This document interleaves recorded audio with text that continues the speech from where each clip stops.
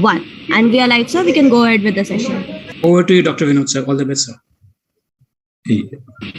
Good evening, everyone. I would like to welcome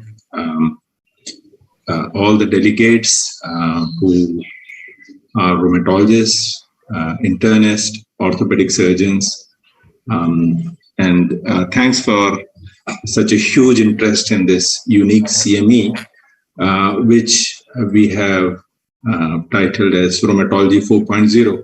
The technologies are here and now. And basically, we will be discussing two different aspects of digital health. I have to confess that I personally am not an expert in digital health, but I'm delighted that two of my colleagues not only have huge interest in digital health technologies, but their own ways are actually working, experimenting, improvising digital health technologies, which I hope would be relevant to us in India as rheumatologists in very near future.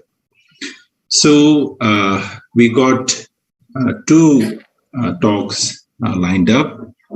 One would be by Dr. Sakir Ahmed. I will introduce him to all of you later. And he will be basically discussing what actually digital health technologies are.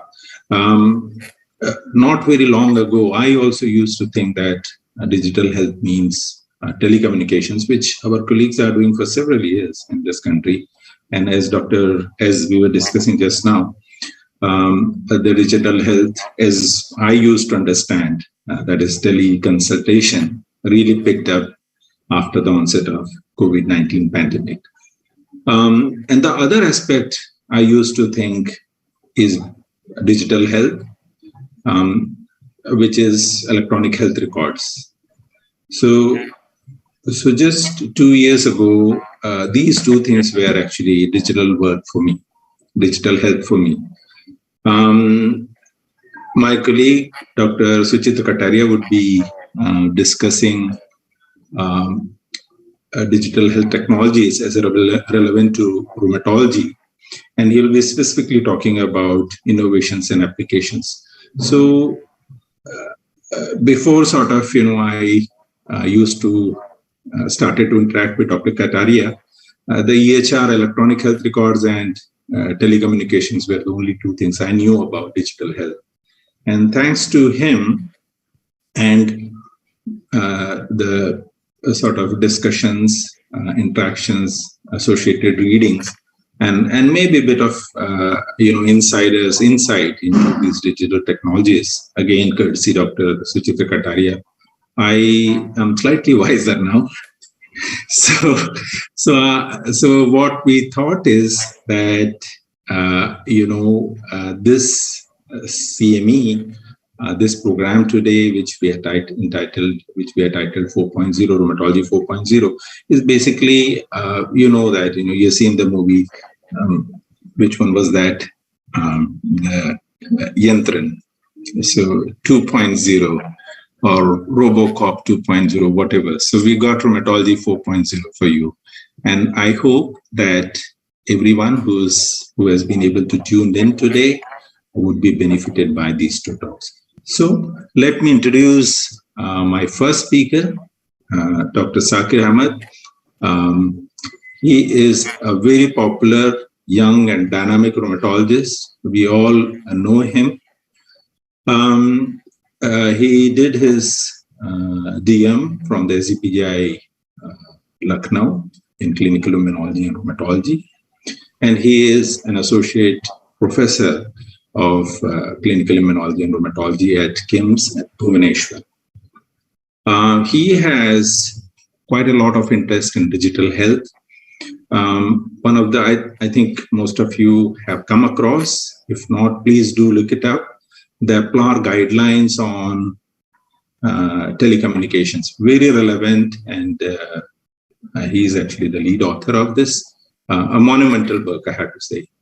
And he is also, because of his keen interest in digital health, is the guest editor of Indian Journal of Rheumatology special supplement on digital health, which will be released very soon. So I think with this, I would like to formally welcome Dr. Sakir Ahmed, and I would be introducing Dr. Kataria formally before his talk. So over to you, Dr. Sakir Ahmed. Thank you very much for joining us. Good evening to all the listeners, and thank you, Vinod sir, for the kind introduction. I'll just start with my slides. So the job given to me is to unbox digital health in rheumatology. My job here is just to give an overview, and I will incorporate a few theoretical aspects as well, and then hand over to Dr. Kataria, who is the more practical person who is dealing with it day in and day out and developing, I believe, and the actual platforms which these are working on. I'll give you the academic as well as some future insight what digital health has in store for us as rheumatologists. So as we know, with the COVID, the digital world has changed, and now we can sit at our homes and we have these meetings, and these have their benefits and the disadvantages also. But coming to the topic at hand, even in the what we call the developed countries, in the United Kingdom, just to get a CBC done under the NIH, the minimum waiting time is 7 days. In Australia or New Zealand, to go and meet a rheumatologist, you have to wait for 4 to 6 months, not even weeks. And US, I have interacted with some of their junior doctors, and believe me that their healthcare system is not up to the mark, not as green as we see from our side of the world. And in the Indian scenario, this was an analysis by Dr. Durga Mishra and few others. They had analyzed and seen there are approximately 2 lakh persons with a rheumatological problem per rheumatologist. So the odds are very much high, and practically we need to incorporate something of digital health, telecommunication, even artificial intelligence to be actually giving service to all those people. So what exactly is digital health? It is an intersection or amalgamation of technology with clinical medicine. We can consider it a digital transformation in the healthcare field, which incorporates not only the hardware but also the software as well as the services that can be provided based on these platforms. The WHO, World Health Organization, in their website, they have given a priority to digital health. They acknowledge that it is integral to daily, digital technologies are integral. Even the farthest possible village today has some link to the internet, may not be 4G, at least 2G. They know what is a smartphone, and the world has been connected like never before. So as far back as almost 17 years ago, that is 2005, the World Health Assembly passed a resolution that the WHO would help countries implement long-term strategic plans for implementing e-health services, basically digital health services.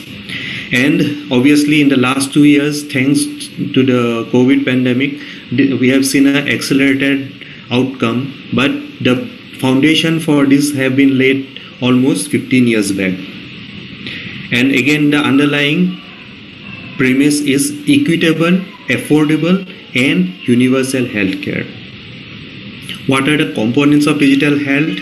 The hardware includes wireless sensors and devices. Nowadays, most of them have Bluetooth connectivity with the mobile. So you wear the sensor, the data is downloaded to the mobile, send off via the SIM to a remote server where high-end artificial intelligence processing can be done, and the results sent back and feedback provided to the patient. So it incorporates the wireless sensors, devices, and connectivity. The data part includes clouds because this involves enormous amounts of data, so-called data universe, your health data, the current vitals, the genomic or whatever data is available, multiomics, transcriptomics, metabolomics, whatever, and the previous health information for an individual or even a community as a whole. And analysis depends on machine learning, and ultimate aim is precision medicine and prediction. So this can help management, diagnosis, prevention, as well as epidemiology and prevention of diseases. What are the technologies involved in digital health? I'm talking about the ones which are relevant to rheumatology. Telemedicine, we all know. Then there are various wearable technologies. There is augmented or virtual reality, healthcare records, as Dr. Vinod has already mentioned, and we'll see what is precision medicine. So telemedicine, I think all of us have had some experience, maybe good, maybe not so good, but during the last couple of years, I think none of us have been spared the experience of telemedicine. And as we say, it was a new learning experience. There are certain limitations, there are advantages, and as Ravindran sir mentioned at the beginning, this APLAR recommendations on the practice of telemedicine, this has been a monumental step for APLAR. Even ACR is working on this, ULAR groups are also working on this. We know that, but thankfully we are able to come out before them. And usually the APLAR guidelines are headed by people from Australia, New Zealand, Japan, China. It's possibly one of the first times a brown author has got the chance. And luckily we managed to complete it in good time. I'll just show you a glimpse of these guidelines.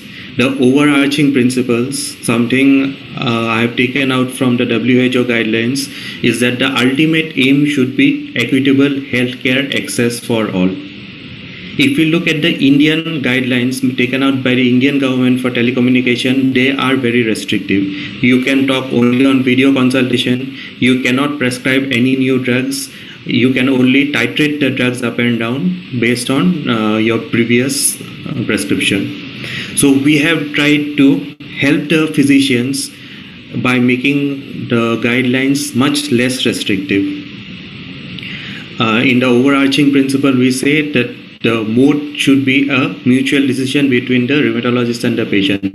We need not stick to video consultation where we know for practical purposes a telephone call or even a SMS might be helpful, because practically a lot of us are doing it and we do not have the backup of the law if something goes wrong.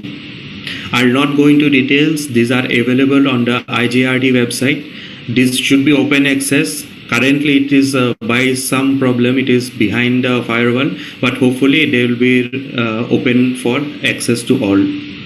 And just this number 1 and 2 I would like to briefly mention. Telemedicine, we have said, should not exceed 12 months. So at least once a year we need to see the patient. And the second thing, in a new patient where the diagnosis is not confirmed, then it is better to be a little bit wary, and instead of prescribing first hand, it is better to have a doctor or some physician at the end of the patient, and we can guide the doctor how to treat the patient instead of ourselves trying to give advice on phone. And others, you can have a look. So this was about telemedicine. I will not go into details. Next part is the wearable technologies. All of us have smartwatches, or we have seen smartwatches. Even our mobiles can measure how many steps we have taken during the day. And in rheumatology, this has a practical importance. A person with arthritis, we can know about his overall health, the functioning, by counting the number of steps he has, how much the sleep is disturbed, because we know there are sleep disorders in rheumatoid arthritis, in lupus, and because of the comorbidities like depression, fibromyalgia, again sleep is further disturbed. So monitoring of the sleep, monitoring of steps, and coming up are certain wearable devices such as the one on the screen. So this will measure how much the hand has been moved, how much certain fingers have been moved, and that will give a feedback to the patient. You are not moving your hand enough. So even if the arthritis is resolved and the person is not using the hand because of his previous pain, then the muscles would be weak, and it is a vicious cycle that needs to be broken. So the biofeedback can help him use the hand more and develop the muscles to take care of any residual pain or weakness. These are big devices currently now. Hopefully they will be much smaller. This is a Apple device I tried to put on my hand, but hopefully we'll have much smaller like rings that can be worn on the fingers that will give us an idea with a wristband plus a couple of rings on the fingers that will give us the relative motion in the hand, and overall the steps are being counted. So that will give us an overall functioning capacity and how much actually the patient is working out, and if there is any restrictions, that information will be provided. Then the wearable technologies can also predict flares. This is a paper I have taken out from the New England Journal of Medicine. Usually to publish in the NEJM, you need a big cohort, 2,000, 3,000 people across 5 continents. But what this paper did, this paper had only 1 patient. They had 3 as backup, but the data that was analyzed was of only 1 patient.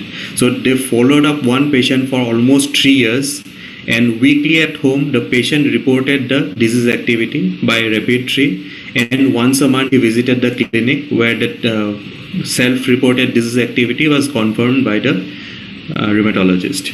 And daily, once a week he would give 3 drops of blood, and from that blood what they did, they tried to find out where he had a flare, and previous to the flare, suppose this purple we can see is the flare. So if the flare is occurring here, and they would sequence the blood kept at least the last 3 weeks. And they did big data analysis just to keep it simple, and they found out which sets of genes were upregulated or downregulated. This is a complicated process. Even I can't say that I understand it completely. But again, they can find out from the gene expression that possibly these cells have been upregulated in the peripheral blood. And what they saw, the B cells, they were upregulated almost 2 weeks before, and certain fibroblast-like cells, which they call the pre-inflammatory mesenchymal cells, or in short, prime cells. So they were expressed just 1 week before the flare. So with this drop of blood, they could find out the certain B cells and the specific prime cells which predicted a flare of arthritis. So if such technologies can be made more widely available, so even before a patient has a flare, the doctor would come to know, the patient obviously would know, and we might be able to have preventive strategies to prevent that flare. Then there are microfluidic based devices, which we call chip on paper. If you can see this such a small size, we have chromatography papers where a drop of blood is put and one test can be done. But these microfluidic devices, they can have multiple wells. So if 1 drop of blood is put, the blood will go out into different microfluidic compartments by capillary action, and we can see suppose dsDNA in one, Smith antigen in the another, UNRNP in case of immunoblot, or many other. One can report CRP, one can report NTCCP, and even cell sorting. We can use this for B cell count, C cell, T cell count, and these are just like bits of paper. So practically the cost is, if manufactured at a large scale, the cost will be very less, and single use, done, and can be thrown off. And since they are so small, and we can just have one reader and carry these strips out to the periphery, get the test done anywhere and everywhere. Then there is another interesting coming up that are the nanodiamonds. I'll not go into details again, but what these nanodiamonds do, they can sense the attachment of an antibody to an antigen and send a corresponding light signal so that the sensitivity increases. For an example, if you look at HIV kits can detect around 1000 viral particles in 1 microliter of blood. But with the help of this nanodiamond technology, even a single virion particle present in 1 microliter of blood will be detectable. So these are going to come in in diagnostics. In next 5 years or maybe at the most 10 years, this will be there. So we need to be ready for this. The next part is augmented reality. As we can see this person here, there are wires on the fingers which will capture his movement, and he is being shown a virtual sight. Possibly we can make him hear virtual sounds, three-dimensional. And practically for our patients, this can help a patient gain confidence in doing exercises. In patients with depression or fibromyalgia, they can help a person experience mindfulness or carry out various relaxation techniques. Then obviously healthcare records. Most of us or many of us are aware that healthcare records are gradually becoming electronic. It is a pain initially to type out everything, but as the softwares are becoming more intuitive and we are more accustomed, it becomes more and more easy. And the advantage is that these records are kept, and once we have data over a period of time, doing any analysis is very easy. Whatever data we write on the paper, it is very difficult to go back and transcribe and do analysis if we want to do some research work. But advantages of an electronic record is that it's already there. You just have to click a button, you get the data, and especially if longitudinal data is there, especially for uncommon diseases. India has a lot of uncommon and rare diseases. So if we can have even a collaboration across the country and store data on an electronic platform, following up these patients, finding something new, or just any other collaborative work will be so much easier. My wife doesn't like this slide exactly, I don't know why. But there are digital health startups coming up. I think Dr. Kataria will be talking about this, so I'll not waste too much time on this. I'll go to the next, that is precision medicine. So what exactly is precision medicine? Let us take the classical example of lupus nephritis. We know that some will respond to cyclophosphamide, some will respond to mycophenolate, some will require tacrolimus, maybe some respond to rituximab, and some will not respond to anything. I have seen at least a couple of patients, after giving all of this also, they don't respond. We have tried something like bortezomib also. But if we know at the beginning, but this takes almost 1.5-2 years time to try each of these therapies one by one. But if we know at the beginning, the probability of success of mycophenolate is 90%, then I can start with mycophenolate. The possibility of having infertility with cyclophosphamide in certain patient is 70%. So I will avoid cyclophosphamide in that particular patient. So that is precision medicine. If we have the genomic data, the other drugs the person is having, the previous drugs, the response to previous drugs, so the healthcare, genomics, the environmental condition, even the behavioral patterns, how the person is posting on Twitter or Facebook, that also gives some insight that can be analyzed by the AI, and ultimately a decision can be made or a probability can be put that this person is going to have this is the chance of toxicity with this drug, this is the chance of effectiveness of this drug. And not only related to drug, even progression, the risk of disease progression, this risk of mortality, everything can be predicted Obviously, it depends on the quality of data and how we are processing it. If it is all good, we'll get a good outcome. If you are interested in stories, please feel free to read this. This is a very short story. I will not bore you for long. And this is probably Rheumatology 5.0. I have thought that maybe I've imagined maybe 20 years, 30 years down the line, when precision medicine has taken over rheumatology practice, the future might be something like this. I'm not saying specifically this therapies, but something like this, where you can predict and say, okay, this therapy is maybe going to work for this. And so what I thought was that maybe in 30 years, steroids would become obsolete. And a person at that time may not know actually what a steroid is. Another aspect very closely related to precision medicine is AI diagnosis. So this is extensively now being tried out in the field of radiology. They are using algorithms to diagnose the brain pathology. They are using AI algorithms to diagnose the pattern of ILD.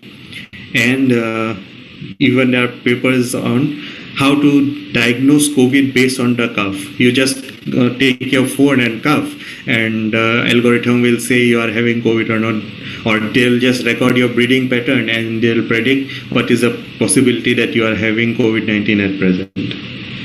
So for rheumatology, for specifically for arthritis, usually it is very obvious if a person comes with a swollen joint, but there are infrared cameras which can detect even subclinical inflammation. So those things are being tried out with the help of artificial intelligence. Then we always say, it is very good, these things will be developing in the developed countries. But India, as we know, the power of India is its jugaad. We always have great ideas and we try to manage, and we do manage with limited resources. So the Ayushman Bharat digital mission has been launched in September 2021. So India is going ahead. They are thinking ahead. This is a public-private partnership, obviously, like the Ayushman Bharat, and they are planning to have a digitalization of medical records, and they are asking for participation from private players also. And since the population of India is so huge, if this comes true, that it will be an enormous database. Then closer to my home, in KIT University where I work, there is the KIT TBI, the Technology Business Incubator, and they are developing technologies. Because of lack of time, I'll just hurry through. They have various projects, as I told you, microfluidic devices. This was a smart helmet they developed. And central grant for this is a BIG, or the Biotechnology Ignition Grant. I am a reviewer for this grant. So I see a lot of these things coming up. A lot of new startups, they are asking for certain microfluidic devices or assistive technologies. They have a chair where a person can be made to stand up. A person with osteoarthritis can be made to stand up. So those types of proposals are being coming in. And obviously, I think the scenario will change drastically in the next decade. There are certain issues. There are the digital divide. The young are more acquainted with digital technology than the older generation. Then there are issues about ownership of data. If the government knows your health records, you may not be getting a government job if there is a high probability of you having an MI at the age of 50 years. Because I'm just mentioning this because in India we have a love for government jobs, at least in some certain sectors. But obviously, what if the government has all your health data? Obviously, there are no existing regulations in place now. So this has been recognized by the APLAR. APLAR is starting a special interest group for digital health in telemedicine. This SIG will be starting this year. IRACON 2020, this is again in the draft stage. This is not confirmed yet, but it is expected there will be a pre-conference workshop or a session on digital health. As Professor Dr. Ravindran had mentioned, the IJR, Indian Journal of Rheumatology, is also taking out a special supplement on digital health. We expect it to come out within the next 2 months. So last minute, if you have an article, please submit it as early as possible. If possible, we'll try to take it through. And since my time is running out, I'll like to summarize. Digital medicine is here and it is going to stay.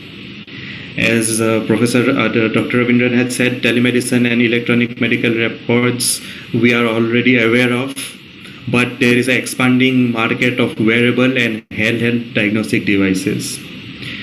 The immediate future is going to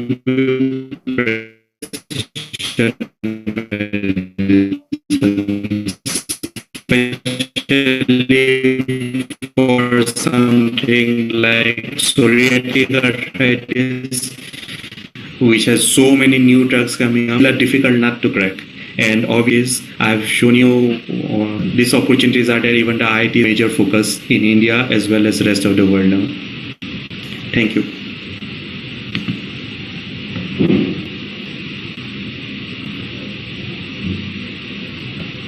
Thank you, Dr. Sakir. I think that was a wonderful talk, really an eye-opener, and certainly a few of the terminologies and confusing sort of, areas were very well discussed by you. So we'll take questions after the end of the second talk. So the next speaker is Dr. Suchitra Kataria, who will be talking on digital health technologies in rheumatology, innovations and their applicabilities as it stands now. Dr. Kataria is a postgraduate in medical field. And the reason I sort of, struggled to remember that he is a classmate, a very dear classmate. And he right from the very beginning, he was one of those few who we knew that would do something very different. And that's exactly what happened after his post-graduation in medicine.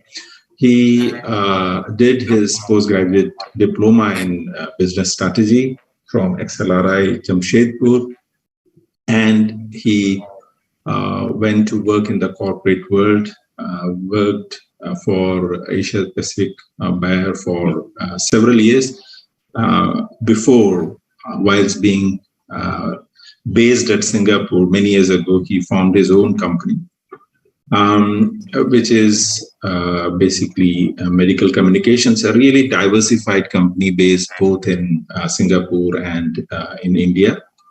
And he's the medical director of that, or the director of that.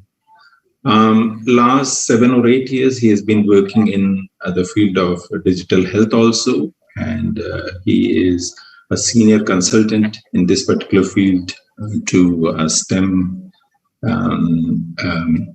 LLC based in New York. And as Dr. Sakir mentioned, that India, you have many rare diseases. Dr. Kataria is working closely with the Indian Institute of Tribal Health and Research based at Jabalpur, where I think he'll be mentioning in his talk, where he has actually using or on the way to use some of the technologies in one of the rare diseases which is prevalent in tribal areas of Jabalpur and adjacent sort of areas. So I think with that, I would request Dr. Suchitra Kataria to discuss and tell us what have been the innovations in digital health as far as rheumatology is concerned, and what are their practical applicabilities. Thank you very much. All right. Thank you, Vinod. Thank you so much for your kind words. Yes, you're indeed right. I mean, my digital health startup is still in stealth mode. We are working very closely with ICMR, National Institute of Research in Tribal Health. And probably in 15 days, we should be out of stealth mode and you'll hear about it in greater detail. So without wasting much time, I'll quickly switch over to my discussion topic. And of course, thank you so much, Sakir, for setting the tone. Your keynote address was wonderful. And that actually created a platform for me to build it upon further. Thank you so much. Thanks so much immensely. So that's about me. I mean, so again, technology, particularly in healthcare, is a complicated matter. I mean, it's not about setting up the platform, building the technology, plug in, and then you scale it up. Unlike, say, e-commerce platform or food delivery platform or a cab platform like Ola, Uber, Zomato, Swiggy, etc., you build a platform and then you quickly scale it up so that you have more users. But unfortunately, healthcare is not as simple because healthcare demands various specifications. There are so many regulations. There is privacy. There is so much of requirement and demand for evidence building. And all that takes time. It's not that simple. And building that evidence, creating value proposition, giving it to the regulators, giving it to the authorities for approval, that requires a whole lot of effort, whole lot of investment, man hours, and a whole lot of different things. So it's not that simple. Suchitra, yeah, sorry. Can you make your slide full screen? Sorry. Yes, thank you. Sorry about that. Sorry. So therefore, it's not easy to build different technology solutions. However, there are different technology solutions which I'll be sharing, which are applicable, which are in different stages of development. And a lot of these technologies which I'll be sharing have proof of concept. So what I've done is, for the sake of simplification, I've actually divided these different case studies or different examples based on the patient journey. So first, fundamental, of course, for any rheumatologist or any doctor for that matter, is diagnosis. So diagnosis is the first step for each of us, where we start with.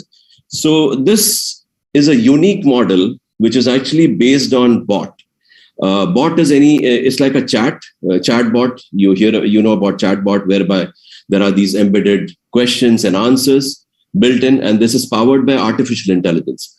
So arriving at diagnosis using the chat bot is a very unique and new phenomena, and this is already in force.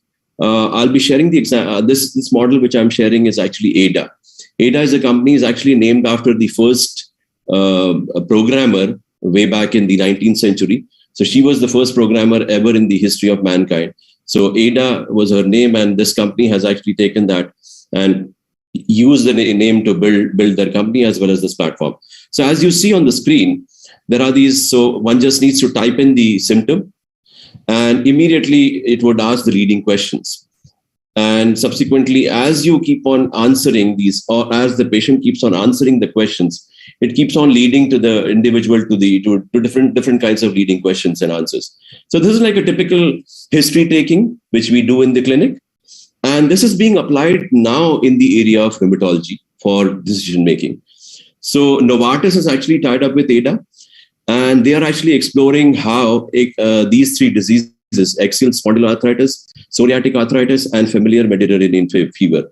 These three diseases, the diagnosis can be speeded up, it can be built further, and therefore, if the early diagnosis can be made, given the rheumatologist numbers are so small, and if this technology could be an accelerator for the patient to be diagnosed earlier, henceforth, early diagnosis, early treatment, and better patient outcomes. So this is the whole model. So the way this technology works is a patient comes to the clinic, comes and starts using the bot. So he starts the assessment. Then bot, based on the teaching, based on the artificial intelligence, it gives some probabilistic reasoning, like the kind of examples I shared in the earlier screen. Then it gives a kind of probabilistic condition assessment, what a person could be suffering from. And then it gives an aggregate feedback, and it does not give a definitive diagnosis. because that's not the role of any bot or any digital technology. It guides the patient to the doctor that this could be a potential diagnosis for you. Go and meet the doctor. This is the specialty. This is the specialist you should be meeting. So this bot has been trained. This has been found to be equivalent to the intelligence of a doctor. This has received CE certification from EU. It has CE class 1 device approval. Class 2 approval is still pending under review process. So this is, and it has been found that if somebody uses the bot for uncommon diseases, particularly say rheumatological disorder, which are pretty uncommon, there are 33% chances that if once they go to the doctor along with the interaction, there are 33% chances that in first instance, in the first meeting itself, the diagnosis would be made by the rheumatologist based on the interaction the patient has had with the bot.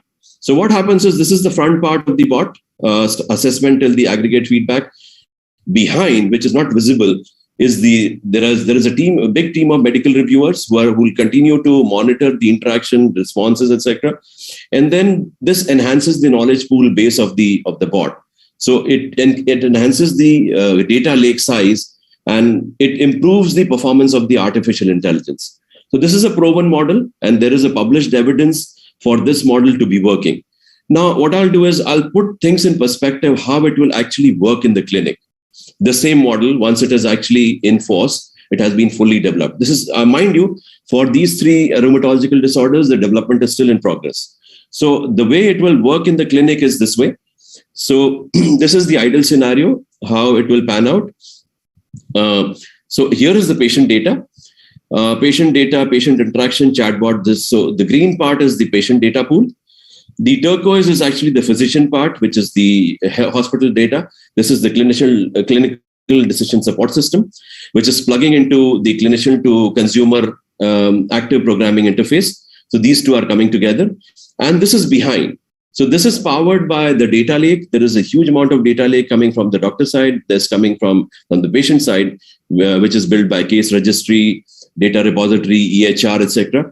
And all these are plugging into the artificial intelligence engine, which is actually sequencing these diseases, sequencing these responses, and then creating a wonderful communication interface. So this is the slide is looking a little complicated, but I mean, I'm sorry, that's the way it is. So the artificial intelligence is something which is powering, which actually Sakir mentioned briefly in his keynote address. So how this will actually pan out in the clinic, let me just enumerate here. So what happens is, patient actually is suffering from, so he has these problems, bursts of fever, fatigue, and abdominal pain. This is for the Mediterranean fever. And again, in a typical consumer, like the way any consumer behaves, he goes to Google. He types these typical symptoms. He or she is actually shown social media advertisements. Social media advertisement actually encourages the patient to actually download this app. The patient goes and downloads this app. An app has symptom assessment built in. And of course, he has to fill in different kinds of details about himself. Fine, he fills all of that. And then the bot is integrated within the app. This bot is actually asking all kinds of questions and leading the person to all kinds of probabilistic scenarios. And bot is also filtering out the non-useful information and is plugging in the useful information also. What it is also doing is it is also goading the person, the patient, to actually plug in day-to-day symptoms, day-to-day problems, and his location as well. So what you get is day-to-day issues patient is facing. So today, this much was the fever. At what time there was fatigue? At what point? What time of the day patient faced pain? So all these micro details are being captured in the app, and therefore, what is happening is there is a huge amount of data filtration process and analysis in the process. So what happens is all this after analysis arrives or points the patient to some pointers on what the probable diagnosis could be. And at the same time, the app would actually encourage the patient to seek a doctor's opinion. And if he has a doctor, then he can go and meet his doctor, or else based on the GPS location, the app will point out, okay, these are the rheumatologists in the close vicinity of, say, 40 kilometers, 50 kilometers, 90 kilometers. And then they would say, okay, fine, you could go and meet this doctor. this patient can actually make a virtual video consultation with the rheumatologist, but distance being a problem. More so in the current times, he can't venture out. So the doctor already gets in his plugin, clinical decision support system, he gets a ready-made structured information which is actually passed on from the app, because app is actually taking the data from the patient. It is taking the history. It is getting all kinds of wonderful insights from the bot interaction. So what doctor gets is a structured information which is properly layered. So what happens is this allows the doctor, the rheumatologist, to make a quick decision, and he orders for a genetic testing. Genetic testing can again be done or can be ordered from home. The sample arrives, patient gives clotted blood, gives it to the lab analyzes it, gives the genetic test result to the doctor as well as patient. Patient is aware of his diagnosis. Doctor confirms his diagnosis, prescribes colchicine. So, I mean, again, e-pharmacy can deliver the medicine to the patient. So this is an ideal scenario, but these are the this is actually the pointing towards the shape of things to come. How the diagnosis could be made, could be facilitated by patient interaction automatically by using an intelligent bot. So this is again work in progress, but very soon it should be a reality. Probably maybe 5 to 8 years, this should be the actual model I shared with you should be in reality. So moving to the next sample, again, there's been dearth of rheumatologists in India, such a large country, 1.2 billion population, and very few rheumatologists all across India. So the ratio is hugely small. A patient population versus rheumatologists, that's hugely skewed.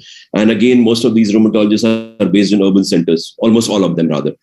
So again, this is the model which I'll be sharing is actually, it actually allows the internal medicine specialists, GPs, or any other specialists around India to actually connect with the rheumatologists and share their cases and seek their second opinion, or also a directive about the treatment. So this is called Figure One. Figure One is actually world's largest medical cases app. Earlier, it used to be pure app. Now they have a web interface as well. It started by a doctor. He started, I think, 6 or 7 years ago. And now it has become world's largest repository of medical cases. So what happens is, how it works is, once you log in there, this is how the cases are reported. These are the new cases, trending cases. And again, based on specialty, the cases are listed out. And a typical case is presented in this way, whereby a short history is presented and all the relevant images, name of the doctor, they're all there. And again, the cases are classified based on teaching case, trending case, resolved case, etc. And people have the liberty to make comments. And of course, like, forward, share, etc., etc. All these functionalities you would find in any social media application.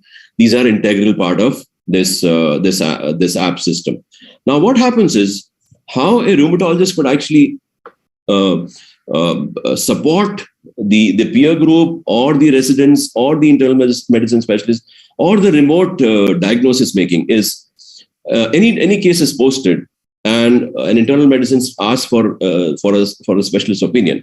Here, for example, this is a rheumatology case, and there's a comment which is actually posted by a dermatologist. So what a person gets is a multi-specialty perspective as well, because the lines are now getting thinned. I mean, again, a dermatologist could have a different perspective on a rheumatology case. It's not that rheumatologist essentially has extensive watertight compartment or the domain, or he cannot seek any other opinion. So here in this case, dermatologist has provided his perspective on managing the dermatology part of this rheumatological disorder. So what happens is this platform provides cross collaboration between different specialties, and rheumatologists can connect with fellow rheumatologists. At the same time, the people who are below, I mean, of course, rheumatologists are at the apex, but below, the GPs can also connect with rheumatologists, put up their cases and seek their second opinion, third opinion, and also seek opinion on how to treat the patient. Also, there are these leading institutions like Cleveland Clinic has put up its case that again takes the person to the CME section as well. So there is huge amount of scope for co-learning, peer networking, crowdsourcing of opinion, and again, huge amount of networking opportunity. And mind you, this is solely made for doctors. Only HCPs can go in. And again, there are verification checks in place.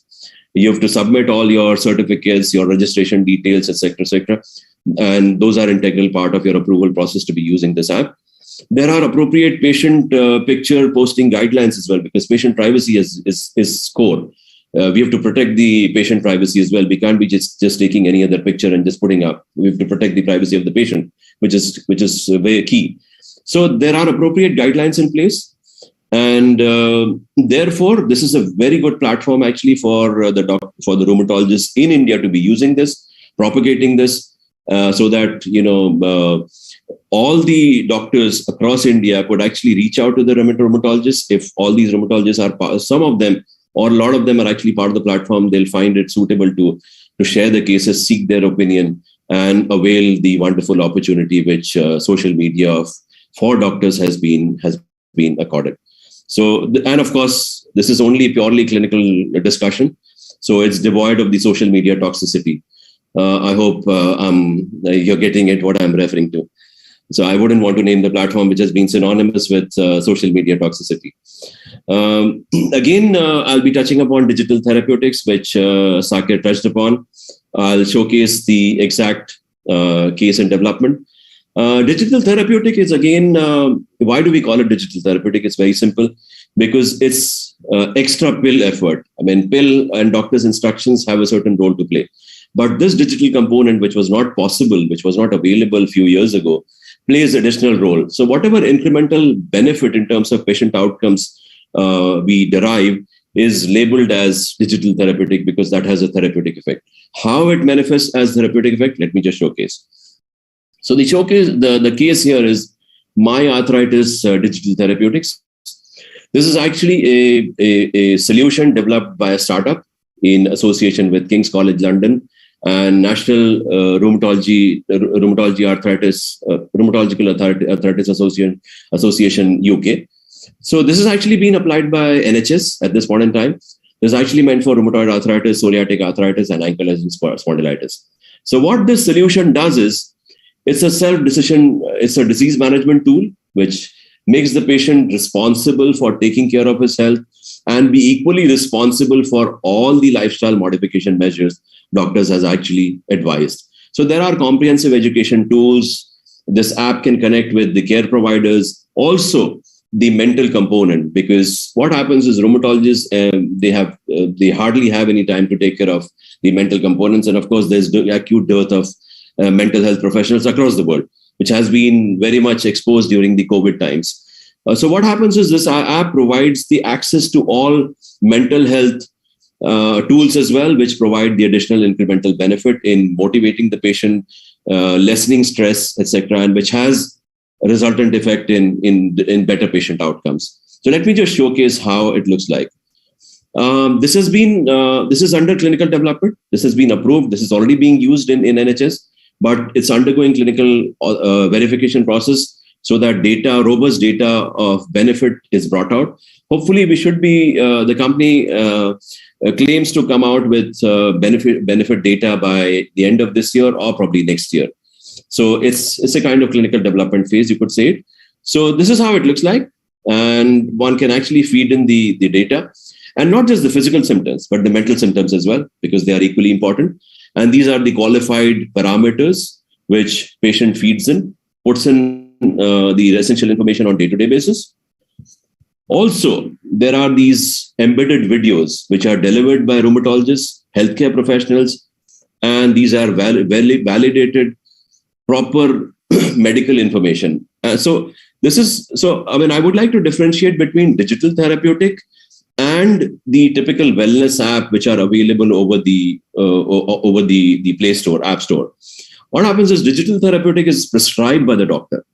It cannot be just accessed by the patient beforehand. It is prescribed by the doctor, and it is backed by relevant data of benefit and efficacy. So therein lies the difference between digital therapeutic and any other wellness app. And wellness app, we don't know how valid the scientific information is. how correct or accurate the medical information is. So these digital therapeutic applications are actually fully validated by medical professionals, and they can be fully accurate with all kinds of information. So patient can depend on that, and doctors can actually are happy to prescribe these. So how it works is there are these embedded videos. These are actually coaching the patient. So these are different healthcare professionals, and there is a rheumatologist video as well. I mean, talking about different disease aspects, and these are the different wellness aspects: well-being, medication, living with the disease, mental health, etc. So there is CBT, ACT, etc., which actually provides additional mental support to the patient and which boosts the morale of the patient. And all these have incremental benefit. So this is how the digital therapeutic works. And this is a live case. Another digital therapeutic I would talk about is the neurobehavioral virtual reality treatment for chronic pain. Now, this is also US FDA approved. This is the first and only US FDA approved product. And this uses the virtual reality. Virtual reality, as you know, it requires a separate special tool. This is a special wearable a patient wears. And this leads the patient into an immersive environment, totally devoid of reality surrounding. And patient undergoes these classified learning processes. And then there is elevation of the pain. So this has received US FDA approval for chronic low back pain. Very recent development. And how it works is, again, the same biopsychosocial approach of neuroplasticity. What happens is there are these theme sequences which are based on same relaxation techniques, breathing techniques, education, plasticity, pain distraction, dynamic breathing, etc. This curriculum is again based on very scientific approach of managing pain. And then this is a home-based solution whereby patient has to wear the wearable and take himself or herself through a kind of immersive course. This is and take it within the confines of home, 7 minutes per day, spread over a period of 8 weeks. Again, there's no external guidance required. Patient can do it within the confines as per own comfort at any time which pleases him or her. And this has been proven by solid data. Although the cohort size was only 188 patients, nevertheless, it showed 48% of significant pain intensity reduction. And there were additional incremental benefits in reduction in pain interference with activity, sleep, stress levels, mood, etc., etc. So there is a solid data which has shown that the virtual reality actually works. What I'll do is I'll quickly touch upon what is the difference between virtual reality, augmented reality, and merged reality. Although Sakir did throw some light on this. Virtual reality is completely artificial environment. Once the wearable is worn over the eyes, it takes the patient into a kind of altogether different world.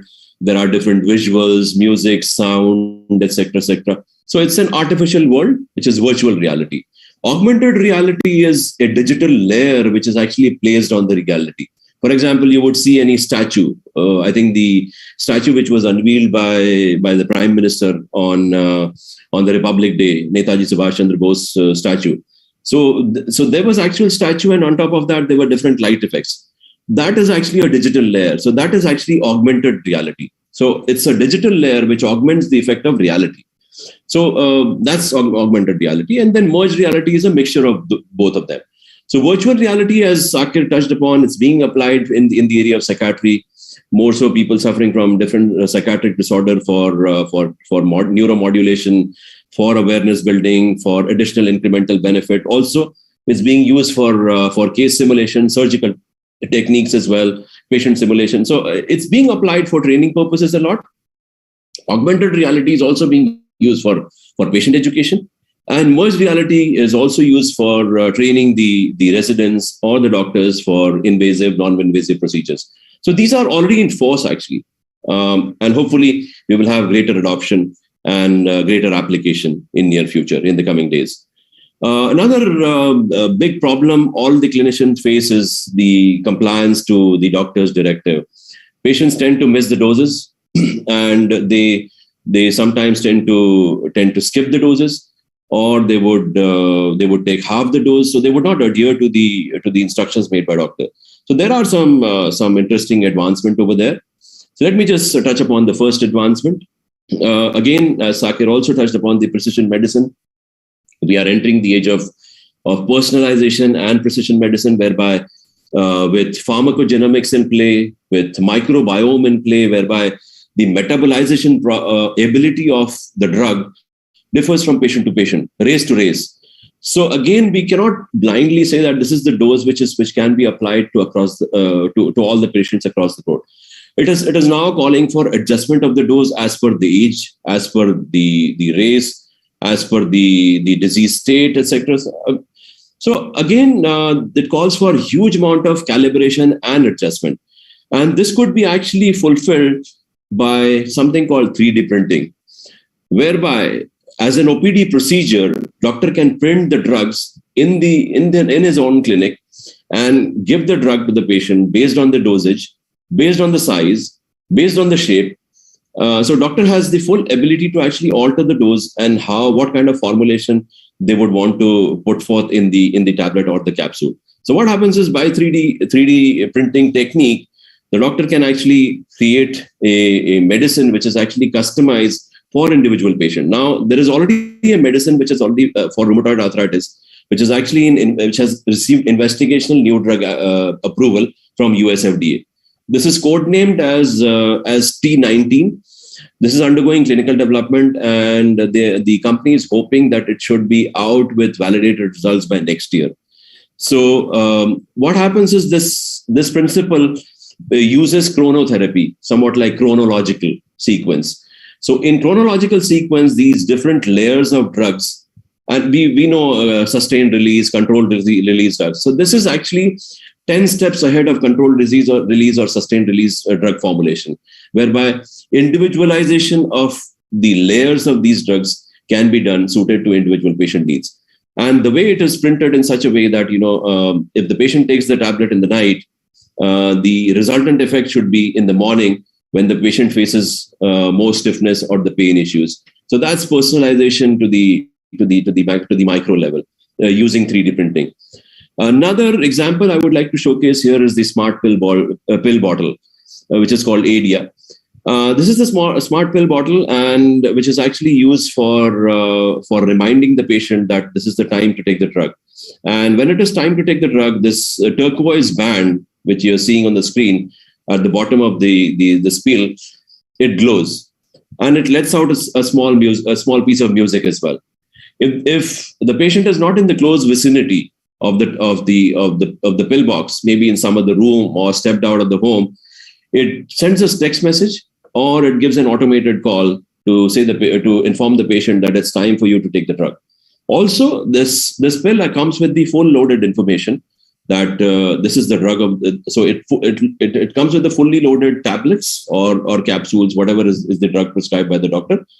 And besides that, there are there's the support. One can call up and get the support from the company and alter if in case the rheumatologist or any other doctor changes the drug, changes the formulation, changes the pattern, maybe from twice a day to thrice a day or 4 times a day. By using tech support, the doses can be altered. Also, using Internet of Things principle, this is actually connected with the pharmacy. So when it is time for refill, it would automatically send a message to the pharmacy that it's nearing the dose depletion time. So it would automatically send a reminder to the patient that it's time to do the refill. Please come, or we could send it over to you. So these are the measures how the compliance and medication adherence could be made better, which is a very, very common problem each of the doctors treating chronic disorders face very regularly within their patient group. Another important development I would like to touch upon is the complication limitation. This is a stroke detector, which is a wearable. This also has received the breakthrough device designation by US FDA. This is undergoing clinical development. This is actually a product developed in the University of Pennsylvania lab. So what happens is, any wearable for that matter, it uses the asymmetrical movement of the patient to gauge the patient if the patient is actually progressing into stroke.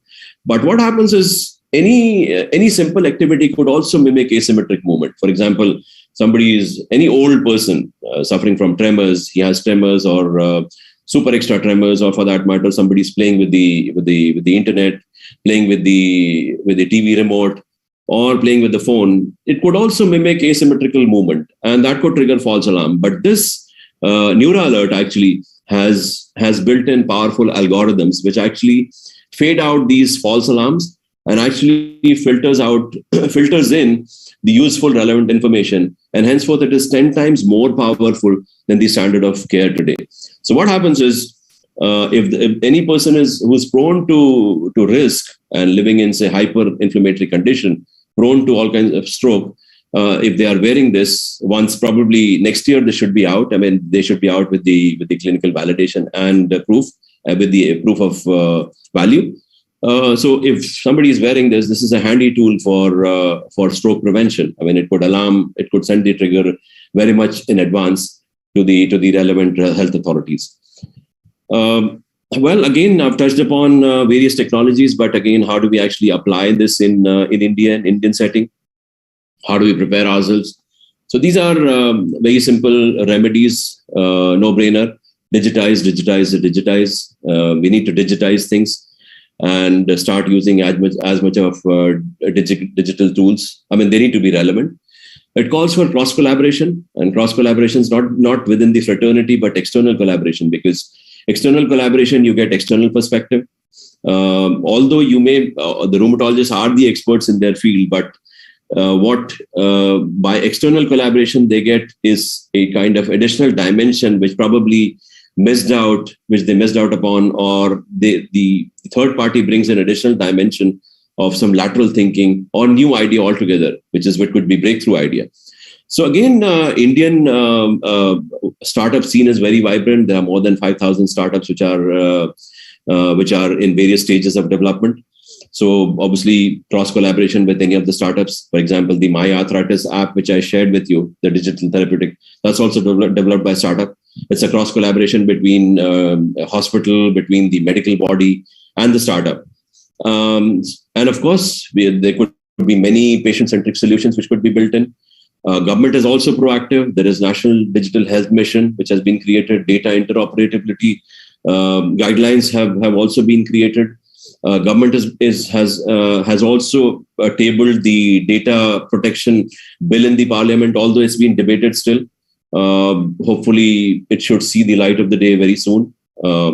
Also, budgets are being allocated by central government. We've seen in the recent budget a few days ago, a huge amount of investment is being made towards the telehealth for mental health. So that's a big welcome development. There's going to be 23 remote centers which will be providing mental health solutions along with NIMHANS and various other technology institutions. So it's a cross-collaboration effort. So, I mean, there's no dearth of intelligent minds in India. I mean, as you know, most of the technology CEOs are Indians across the board. Microsoft, Twitter, Google. All these companies CEOs are, so there's no dearth of brain, data scientists, technologists in India. So obviously it calls for collaboration and creating patient-centric solutions. The solutions need to be scalable. They should be creating solid impact on the patients, making a solid difference, and also they should be feasible in Indian scenario. So this is the way rheumatologists could prepare themselves on utilizing the digital opportunity. We are right at the threshold. 5G is also about to be launched. So this is the right time, actually, seize the opportunity and move on to the next level. And of course, it's not so hunky-dory. It's not easy. I mean, there are challenges. I'm sorry, I didn't put the reference here. I had pulled out from JAMA, I think a couple of years ago. So if you look at this graphic, you see the usability score. EHR actually scores the lowest. And of course, there are far easier to use technologies or digital applications, like say using e-commerce site or microwave oven, Google search. They are so easy. Even a kid can do it. But EHR scores so low. So there are inherent challenges, but obviously there's no life without challenges. So we have to move on and create some tangible solutions. Well, I would recommend some reading to orient yourself towards how digital could be applied. Eric Topol is somebody I follow on Twitter, and of course I've read all of his books. He's a cardiologist. and he's written all these books. He's the chief editor for Medscape. He's also chief editor for the Heart Journal. So he's very avid publisher and a writer on digital health. He's also founder of Scripps Clinic. So, I mean, I would recommend these are the books you could read. Deep Medicine is the latest. It came in 2019. You could take a look. Very good books, and these are the recommended reading. So with that, I would like to thank each of you for attention. And of course, we could start the Q&A session. Happy to answer the questions you may have.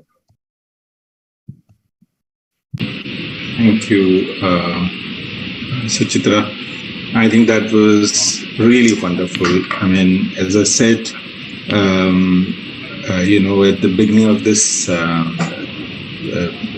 CME, my knowledge about digital health technologies was probably, one on a scale of 10, and now it is actually 3. So thank you very much. So I think, so before we have few questions. So before I ask that, I will ask a question to both of you, which you have actually, touched briefly in your respective talks. But the question remains really, so we talked about some very exciting innovations in rheumatology, and I could appreciate that some of these technologies are really here and now, as the title of our CME has claimed, such as My Arthritis, Digi Treatment app, the bot-based technology potentially will be here in few years. 3D printing is already there in some of the specialties. I'm not aware of the rheumatology. So both of you have observed the Indian scenario for some time as regards to the digital health technologies. What is your take? So first I will ask Sakir, is that what is your take, and what do you think is the most relevant digital health technology which you wish to be available to Indian rheumatologists? And the second is that, considering everything, which one do you really think, realistically will be available for us? That is again a very good question. So your wish versus reality. Reality, I think, is already there. I think it is telemedicine. It is here to stay. Even every time the COVID wave comes, use of telemedicine goes up. But when the waves come down, the telemedicine goes down. But still, there are places where, suppose in Jammu and Kashmir, I have a friend there. If it snows for one day, the roads are blocked, and patients actually have to travel on foot. Well-to-do families have to travel on foot to go and visit a doctor, even for a simple fever. This is not specific for rheumatology, but still, if we have good telemedicine platforms, it will certainly change the scenario in the country. Here in Orissa, the Western Ghats, the forests, there are tribal villages which are very difficult to access. If we have healthcare workers there, but if there is a telecommunication available at least maybe 8 hours in a week, that also can make a difference to the life of those people. So I think what is the most practical currently now is telemedicine. And the wish, what I was saying is actually what I think is going to be the future is the microfluidic devices. On the spot diagnosis, you can carry them in your pocket, take a prick of blood, you don't even need a needle, you just prick the finger like checking on a glucometer. And obviously another thing is being developed is bloodless analysis based on spectrometry. Like a pulse oximeter, you wear it on the finger, it gives a reading of what is your creatinine, what is your liver enzymes, ALT, AST, hemoglobin, HbA1c, and it's not in the distant future. It is already there. People in our university are trying to validate it. Obviously, it will take some time for acceptance. Large scale. We have to carry out, check and validate in a large scale cohorts. the algorithm will keep on improving the more people we try it on.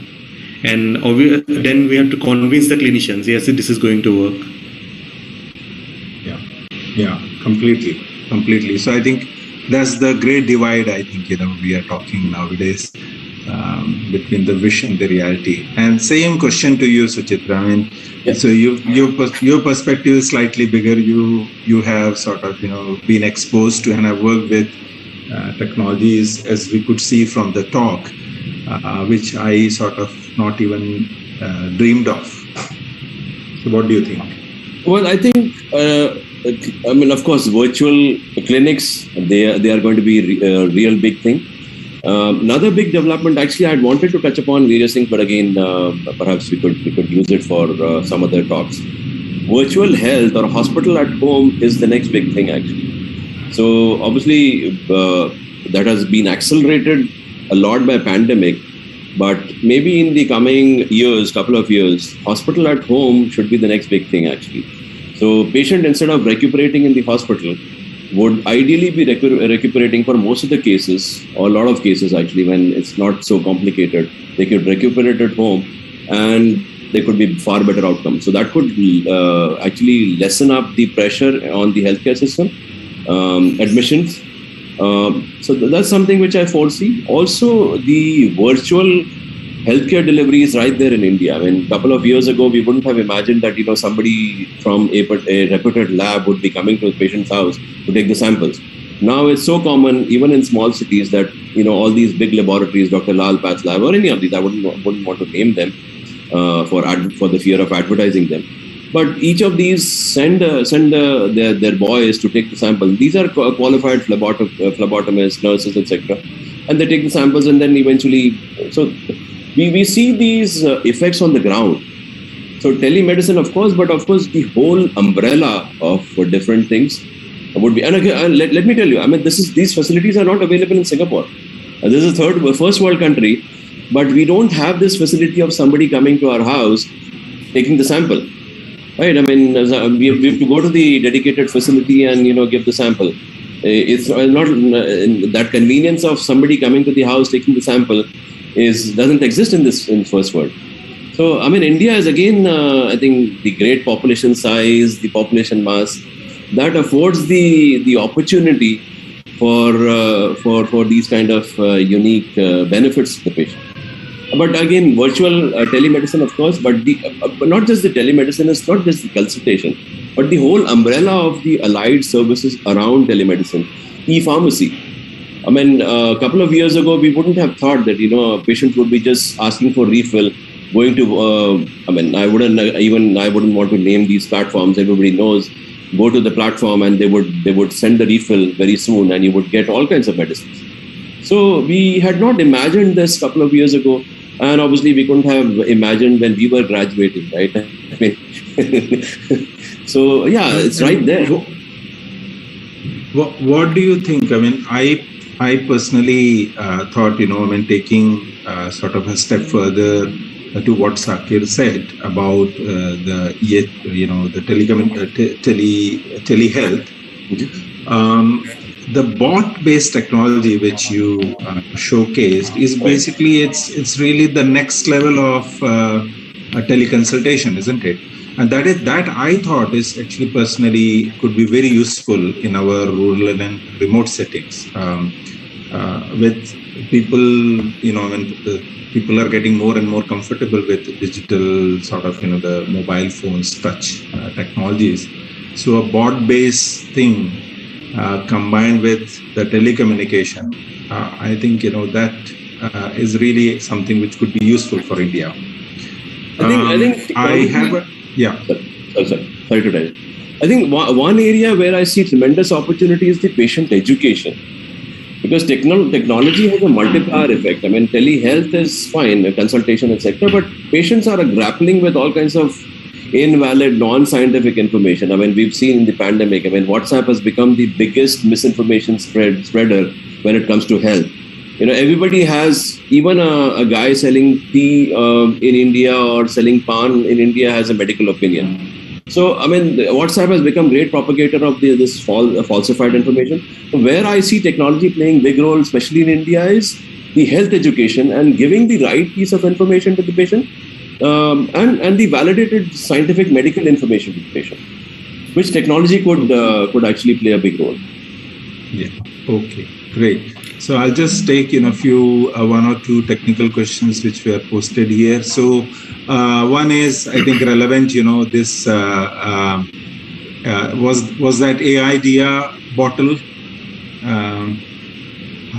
The smart bottle for the pills. What's the cost wherever it is available? Any idea? Indicative cost? Well, I would need to check on the price. I mean, honestly, I don't have an idea about the price, but it's not very high, let's be honest, because it works on the scalability. Yeah. And one interesting question was, so are you, in your sort of, reading and experience, aware of personalized medicine, AI-driven personalized medicine being used in rheumatology anywhere? AI-driven. We have dealt with few works, in our publications, but I mean, really, is it happening? I mean, how? So the question really is, how excited our audience should be about, some of these technologies. If I can answer that. Yeah, Sakir first, and then. So I think it is still in the trial phase. I once talked with Daphna Gladman. She is working on precision medicine in psoriatic arthritis, because there are so many treatment options. And again, that is in a trial phase and they cannot share the data now. But practical, I don't think maybe Dr. Kataria can throw some light. Yeah, well, AI-driven at this point in time, I'm not aware of. I mean, there are several developments taking place. I mean, I'm aware of various studies which are taking place, but at this point in time, right now, I'm not aware of. But I'm aware of plenty of developments, though. Okay. And any sort of, if you can simplify, this is, I think, very useful question. If you can simplify that, how the AI system works in a live diagnostic, algorithm models. I mean, how would you simply put it? Because I think, when you showed very nicely how the different realities are different, virtual reality, augmented reality. So similarly, when we talk about artificial intelligence, or let's say big data, people don't comprehend actually what exactly it means. So for laymen, like me, what would you say? What is artificial intelligence? Whose intelligence is being used? Okay, so it's actually the computer which is trained. So what happens is it's not directly. So what happens is you take the data. Okay, data is key. Data is very, very important for artificial intelligence. You take different data pieces. Okay, let me just quickly illustrate here. You take different data pieces and put it together. Now, these data pieces are from all kinds of different facets. It could be patient age, locality, symptoms, and it's not just one patient. There are thousands of patients, okay? Thousands or millions of patients. Then you pull together different data pieces and try and make some sense about it. What kind of sense? What is the symptom? What is the correlation between symptom and complication? What is the correlation between symptom and the diagnosis and treatment, effect of treatment? So you pull together different data pieces, put it in a structured manner, train the machine. So machine is actually trained to understand or create the relationship between different data pieces. Okay. So then based on the relationship and the training of the machine, they should be able to give you the results or suggest what is the correlation. And that is actually putting an intelligence to work which is artificial, which is not natural. What happens is it uses NLP, natural language processing. So what it is using is the natural language, text, voice. So these are the basic inputs which are being fed. For example, here You look at the data, which is again case registry, you look at, say, patient data, you look at hospital data. So all these different data pieces are put together and you try and make sense of it, out of it.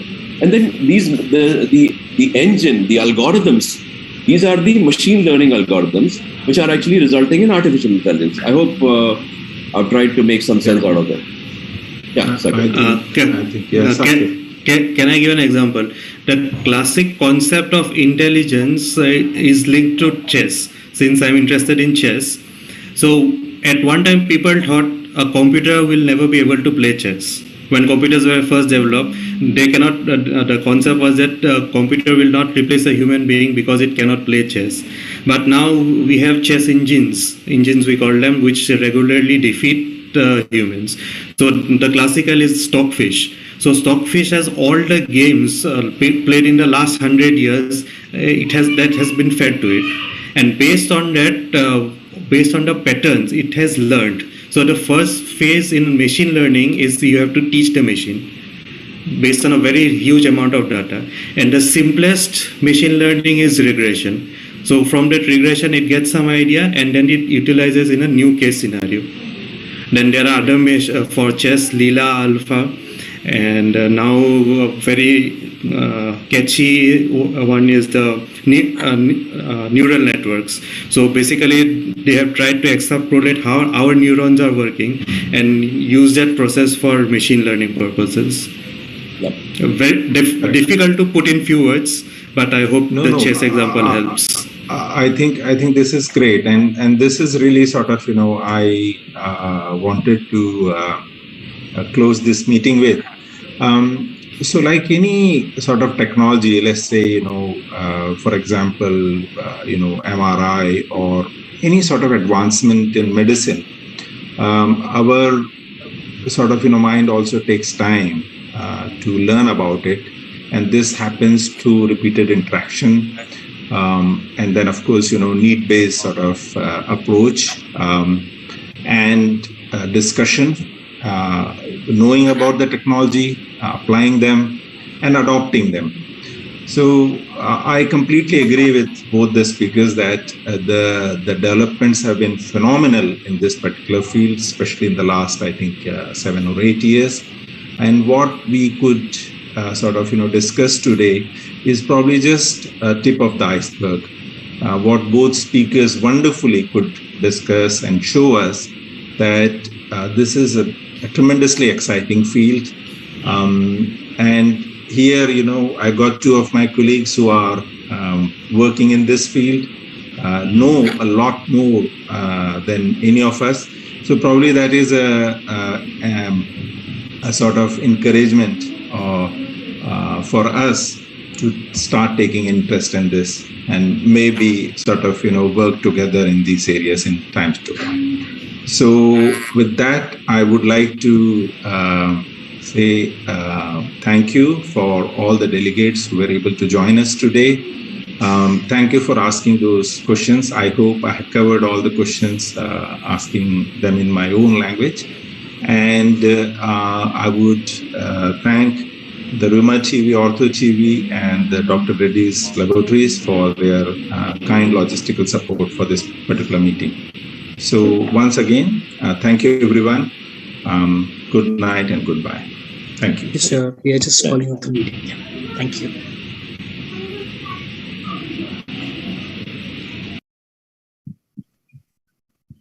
Okay.